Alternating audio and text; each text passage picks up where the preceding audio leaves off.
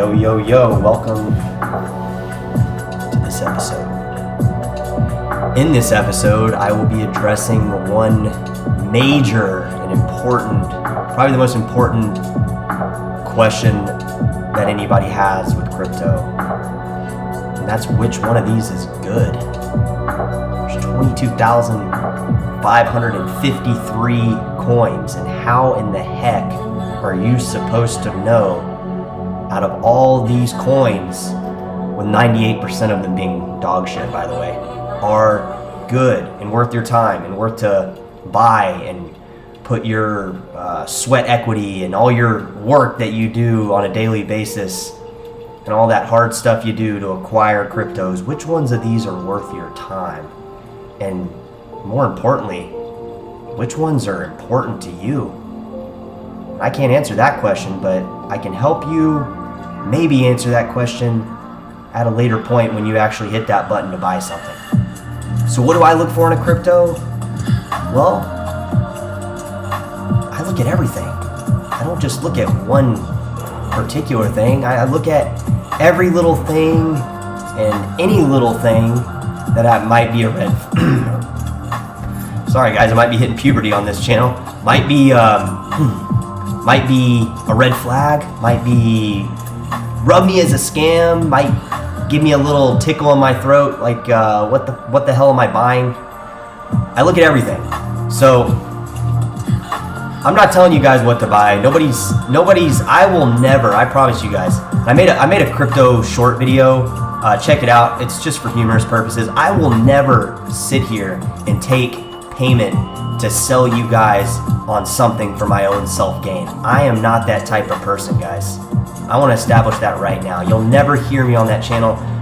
Tomorrow, a year from now, a decade from now, 20 years from now, I'm never going to be sitting here getting paid to tell you guys what to buy. So I can't tell you what to buy. I'll tell you that. First off, I cannot tell you guys at all what to buy for you. It's your life. You have to determine what you're going to use in your life, what you're going to buy and hold on your own. But I will gladly and run to your rescue and tell you what I think is important to me and what I think that are key aspects when I evaluate if I'm going to put something like my work, my effort into a cryptocurrency like I'm doing now. So it seems like a very simple question. I could just sit here and say, oh, well, buy Tether. Oh, buy Binance Coin. Oh, buy XRP. Oh, it's not that simple. So, I hope you can watch the video. I'll try to be as short as possible, but I want to be thorough in what I say, and I want you to be able to actually put to action what I say and not just sit here and, oh, well, maybe I'll buy that, maybe buy that. By the end of this video, I want you to be running to buy whatever I think you should buy because you think you should buy it, not because I think you should buy it. Doesn't matter what I fucking think. It matters what you think. You're the one watching the video, asking me, I'm going to tell you, and you're going to use it in your own life that hopefully will help you in learning about crypto. That's what we're all here to do, guys. I'm making these videos to force myself to learn more about crypto, to learn more about what people want to know about crypto. Because if everybody wants to know something about crypto, I want to know about it too. So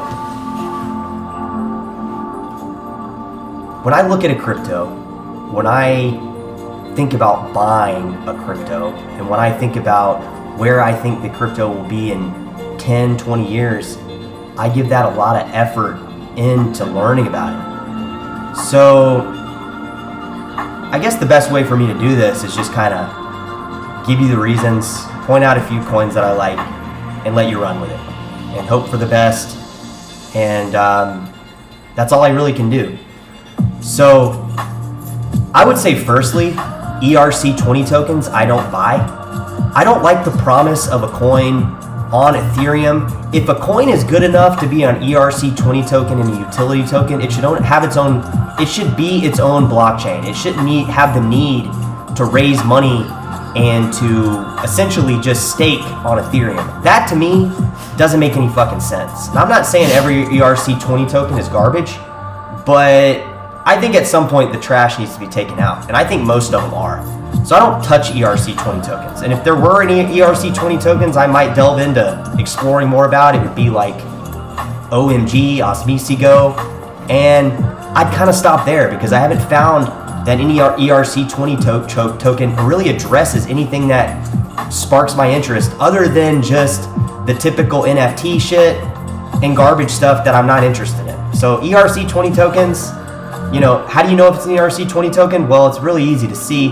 You just basically, you know, click on whatever coin you want, and you know, it's really that simple. You just see where the token platform it's built on. So this is Curve DAO token. I don't know what it's about. I'm not trying to discredit it. It could be a great coin. It's a utility ERC20 token.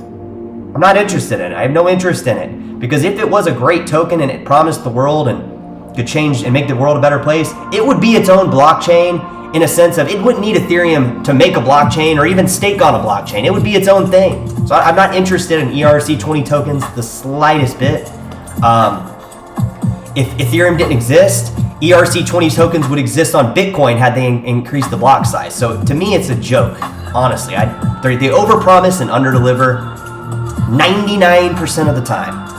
So ERC20 tokens, I just stay away from. If they don't have the balls to make their own chain and build out the infrastructure to create a better crypto for the world, I'm not interested in at all. So, secondly, minable cryptos. Those are cryptos I'm interested in. Why? For one, they can't be stopped by any government or single person. There's nobody at the top. Yes, bigger bag holders that own a lot of the coin at the top have influence, but there's no central person that can hit a button that says, oh, we're going to turn on the money printing machine right now. Literally, mineable coins cannot do that. For them to do that, every node, every miner would have to come to a consensus that we're going to be minting more coins. And by that time, the general public would be so aware about it that they would be either freaking out or dumping their coin, or it just wouldn't happen, likely. So this is one of my #1 coins. You guys know it. I don't need to sit here and shove it down your throat if you're just watching the video. But the reason I'm into Bitcoin Cash is because first of all, it's mineable. Okay? There's no way to turn it off. There's no way to shut it down. There's no way the banks could come tomorrow and come to an agreement with the Senate or the US and say we're not into crypto, we're stopping all withdrawals from any kind of bank. And you know what? The price would go absolutely insane because you cannot turn it off. If the US turns off mineable cryptos, Zcash, Bitcoin Cash, Dash, Monero, if they turn those cryptos off, they are fucking themselves, because the United States, if they ban crypto, which they can't technically even do because you can still receive and send crypto from a wallet, it doesn't make sense. You can't turn it off. But what it would do is it would screw them, because the countries that didn't ban it would now have the upper hand in crypto, and once the price goes up, which it inevitably will, those countries now have more power. So crypto is not going anywhere in the United States. It's here to stay, because the United States is smart enough to know that they can't stop it, and they have to join the party. They have to come to the party, guys. They might not like the party. They might not enjoy what we're doing here with this stuff. But you know what? Sorry. That's what it is. So mineable cryptos interest me. Cryptos that I can go to a block explorer and search transactions interest me. Cryptos that have nodes interest me. I'm gonna drop this link in the description box. Cryptos that have blockchains of their own without depending on a crypto to create a token is a good coin. Hence ERC20 tokens. I don't need to rely on Ethereum to make my coin. I have a great coin that has miners, that has nodes. I'm not going to get into telling you how mining and all that shit works. You can look at it on your own. But there is some fundamental elements that make crypto unique to me. Okay? So I'll drop this link in there. It's Blockchair. Each one of these cryptos is mineable for the most part. I mean, obviously Ripple's not, and some other ones, but they also don't have block explorers. They don't have the same kind of respect to different things that other cryptos have. But nonetheless, this has got a lot of the cryptos I own, so I'll just drop it in there for convenience purposes. So, mineable cryptos, that's rule #1. I have to trust that there's nobody on the top hitting a money printing button or walking out a back door with free coins or double spending my coins just because they have more power. Or I don't even really like, and just to be clear, just to be very clear, I don't even really like coins like voting system mechanism proof of stake coins like Tezos, now Ethereum. I'm not big on those coins for the simple reason of I don't like the fact that if somebody has more coin than me, aka more money than me, that they have more voting power than me. And in some of these coins, if you don't have a certain amount of money invested, you can't even vote. So I don't like the idea of it's almost set up like a stock where the people at the top can vote. It doesn't even matter who created the coin. They might not even be able to vote. But the people that own the majority of the coin are able to vote where this coin is going. I don't really like that because it just doesn't make sense to me. I'm not going to let somebody,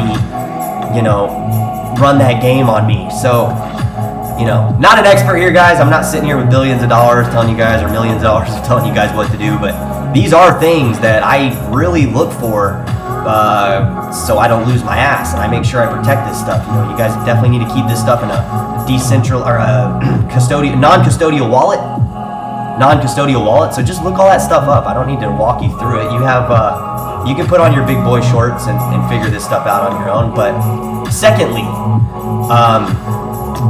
just because it's mineable, that is good. But I also need to make sure, absolutely 100% sure, that it's not just a copycat shitcoin. Okay, so a lot of these coins, there's tons of forks of Bitcoin, not just Bitcoin Cash, bitcoinsv. There's all sorts that go way past Bitcoin Diamond and Bitcoin Gold. I mean, the list goes on of forked coins. So I don't want to buy just a copycat coin at all. Like, if it's just a coin that's just gone to the GitHub repository and just basically copied and pasted and created a coin out of thin air, that's, there were some coins like that in 2017, Core Coin. There were some other coins. I don't remember the names. Whatever, it doesn't matter. But basically, they just copied the coin, and they didn't improve the coin. It's different if you copy a coin and you take something good and you take all the aspects of things that are good of certain coins, copy that, and then make it better. Similar to kind of how Dash did with Litecoin, forking Litecoin. So. Yeah, I mean, I make sure that there's a certain supply. There's only a certain supply. There's not a date of where we're voting more supply, or we're gonna a date of where we're gonna determine if we're gonna burn coins. I just like a fixed supply in general. I don't need somebody to tell me when there's gonna be a burning of coins or a printing of money. I don't need any of that shit. I don't want inflation in this stuff. Okay, I'll let these inflate on their own. I don't need to, have somebody at the top controlling this. So, finite supply, that kind of thing. And then just quickly, I mean, not all proof of stake coins are bad. Okay, like there are some good ones, and I don't own a lot of them, but I do own Neo, which is a non-mineable crypto, and kind of jumping around here. Neo generates gas. Now I have a Neo wallet where I have Neo stored. And basically the way this works is when people send and receive Neo, depending on how much Neo you hold, it's kind of like the more you hold, the more you get, that kind of thing. But you have to send Neo, you have to have gas to send Neo, and vice versa. Receive, or not receive, but to send Neo, you got to use gas. Gas is it's like a car. You got to put gas in your car. You got to drive your car, right? It's the same concept, but the concept behind this gas, right? It's not literally gas here. What it does is it generates. If you're holding Neo in a wallet, you're receiving gas based on the network, how much transaction is going on the network. So the longer you stake you're essentially staking your Neo in a wallet itself. You don't need to stake your Neo on a wallet or an exchange. Neo stakes itself on its own. It's a self-reliant crypto that generates essentially passive income, because you can sell this gas for other cryptos or on various exchanges, and you earn gas just by holding Neo in a wallet, in any wallet, on Exodus, on the N3 wallet. I mean, there's multiple wallets that support Neo. Make sure they support the gas generation, because if not, you're not going to get it. The wallet is going to get it, and you don't really have access to the wallet, because the gas wallet that you have and the gas wallet that stakes are two different wallets. So make sure that you're getting the gas. But there are proof of stake coins that are good. Okay, I want to be clear on that. It's not mineable, whatever. It's still a good coin. I own it because I'm earning gas just by holding Neo in a Neo wallet. So I'm not holding my Neo in the custody of another exchange. You got to be careful of that. There's a big difference with that. That's a lot of times where these exchanges are getting in trouble, because they're holding your money and promising you a return. I can hold Neo in a Neo wallet. Nobody else has access to my Neo. I got my seed phrase right here. Nobody's getting my Neo. It's not on any device. It's in my head. If I want to go to any computer around the world and open a Neo wallet and type in that phrase, I have access to my Neo. And while I have access to my Neo, I am getting gas, because the transactions on the network are filtering down, tinkering down think of it just like it's tinkering down, and you're getting a little bit of water down here. You're trying to get a little bit.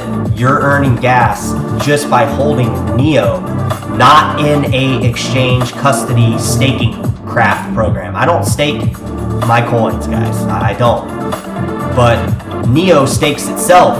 You're staking by just owning Neo, essentially. So drop it in the comments. I could be off on some of this stuff, but I have earned gas. It does work. I have earned free gas crypto. I mean, it's not a lot. I'm not like a massive whale holding a bunch of Neo, but I am earning gas just by holding Neo. So there are proof of stake coins that are good. That's all I'm saying. I don't want to sit here and just say like mineable cryptos are the only coins that are good. There are proof of stake coins that are good. Some of the voting mechanisms I might not agree with totally, like Tezos and some of the other stuff, but they do exist. They are okay. They are good. They're not going anywhere, that kind of thing. So coins that try to make things better, that's another thing that I look for. Like, which coins are actually trying to make things better? Litecoin tried to make Bitcoin better. Is Litecoin still around for 10 years? Yeah, it's here to stay. It's not going anywhere. I mean, it's been around since fucking forever. It's not going anywhere. It's still here. So, it's 2011, guys. It's been here over 10 years. I mean, you might not like Litecoin, you might not like Litecoin, but Litecoin doesn't really care. It's still here. There's still people holding it, buying it, that kind of thing. So if it's mineable, that's rule number 1. Is there a finite supply? That's rule number 2. Is there voting mechanisms based on how big the bags are, aka how many coins people hold? I don't like that, so I rule that out. If the whole crypto is based on who has the most voting power to control the chain, I stay away from all that. That kind of stuff's not for me.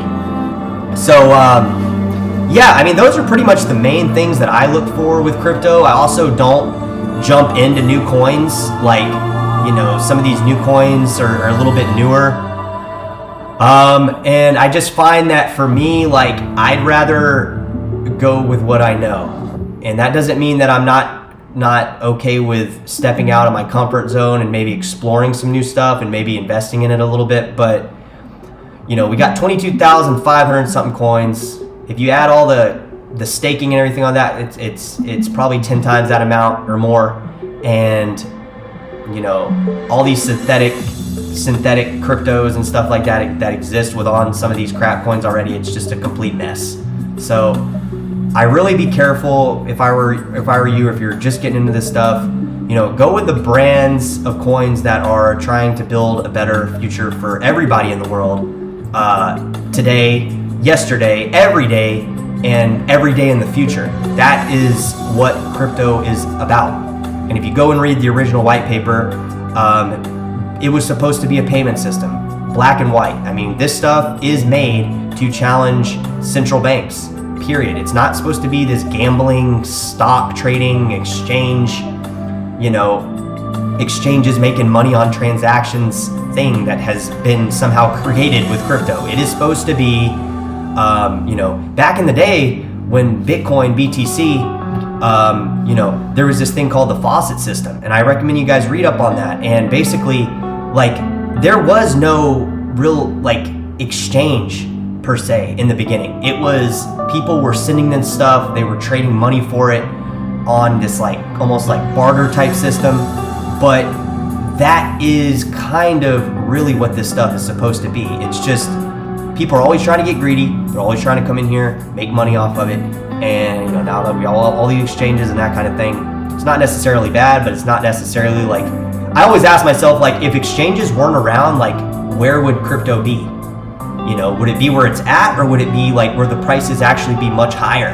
You know, would there be a different type way of acquiring? You know, could it be like an exchange where you buy the crypto, but yet there's these, you know, similar to like local Bitcoins where there's like these people there's like a facilitator that's maybe making a transaction on it, but really it's the people that are exchanging it, right?